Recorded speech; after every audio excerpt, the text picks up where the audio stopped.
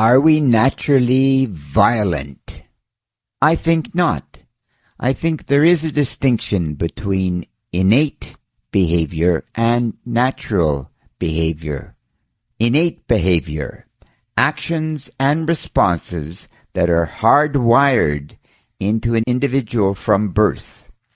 Natural behavior, actions and responses that occur in a natural, unforced manner, often influenced by the environment. So in my life, I have not experienced the kind of violence and anger that we see on the daily news. The other morning, I listened to the BBC, and of the 18 stories, all were sad, tragic, negative. They filled me with darkness, and I stepped down and down and down and down. And then I went, wait a moment. This is not my life. It's not my life. In fact, it's not the life for most of us, right? We live pretty decent lives. We're pretty happy people, for the most part. And yes, bad things do happen, but usually not. Usually not.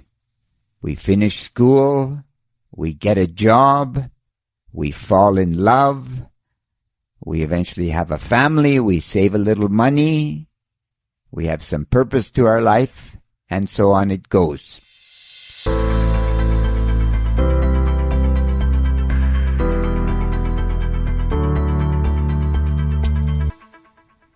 But I would like to share two stories that I think reinforce this idea that we are not violent people.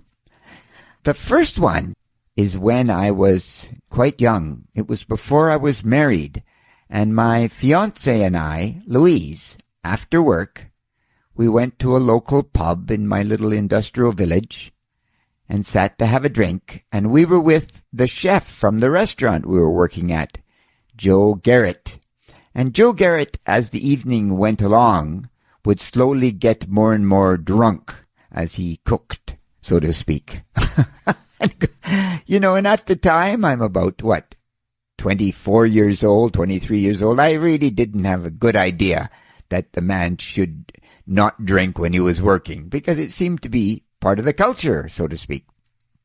So, as Joe got a little bit worse in his culinary skills, the food obviously got less and less appealing. Now, this was a very expensive restaurant in this little industrial town. So, this particular evening, Joe had cooked a bad meal for a group of fishermen, one of whom was named the Mountain. So, there we are, sitting in this bar with Joe Garrett, and lo and behold, the Mountain arrives, and Joe and this Mountain get into an altercation, and it gets a little bit unpleasant. And then Louise, my fiancée, says to him, "Mountain, that's unnecessary." And then he's rude to Louise.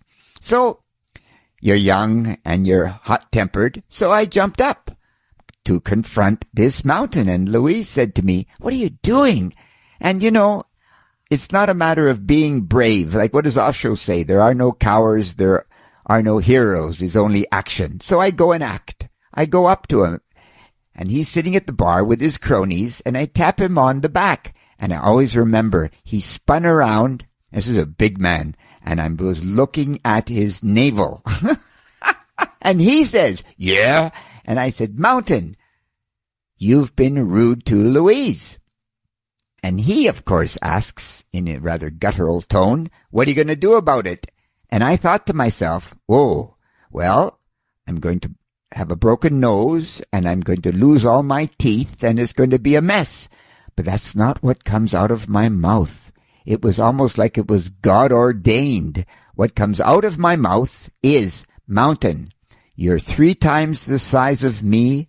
I'm asking you, as a gentleman, to please not say those things." And then I waited for and the hospital whiteness waking up. Nothing happens. And then, through the fog of my fear, basically, he reaches down and taps me on the shoulder and says, "Leon, you're right. I'm sorry, and then proceeds to come over to the table and apologizes to Louise. Remarkable. But it showed me the value, if you will, of action. So we don't have to worry about being afraid, because gosh, I was afraid. But it is action that really matters.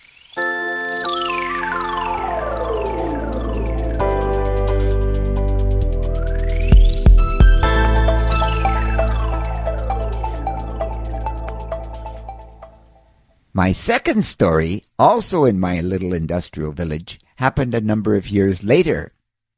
I was walking along, and I think we had a bit of a snowstorm, so there was slight snow on the ground, or ice at least. It was a cold evening. And I'm walking along, and this pub I was referring to before, was in a bit of a valley on the way to the sea in this little village. And I was walking along a ridge, and I hear this horrible screaming coming out of the pub, and the door is flung open, and this gargantuan man comes out, about the size of Mr. Mountain once again, but it wasn't him, but a big man, surrounded by a coterie of women, and they're all screaming abuse and etc., etc.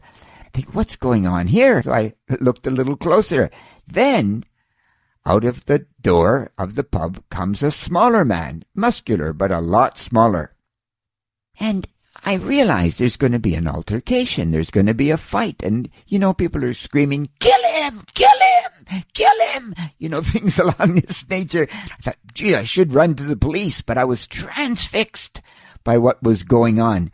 So the big guy proceeds to take off his coat. The little guy doesn't have a coat. And as the big guy's arms are pinned behind him, the little man strikes and hits the big guy in the face 15 or 20 times. You could hear the blows. It was actually quite sickening. And he, unconscious, falls backwards on the ground. And everyone stopped screaming.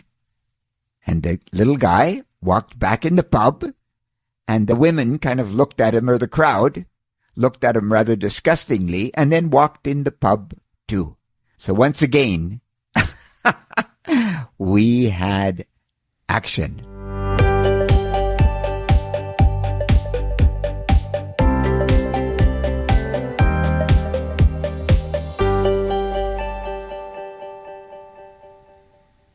But I don't endorse physical violence at all, because we all know it accomplishes nothing. But that essentially was my experience. I tend to believe that we are naturally kind, loving, in my experience in life.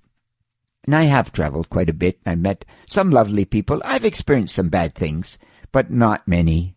Not many at all. I've experienced kindness and decency and help, all coming from the human corpus. So, you know what they say. Critical thinking is wonderful. It's beautiful. It helps us in life. And critical thinking is great. You take care of yourself. Bye-bye.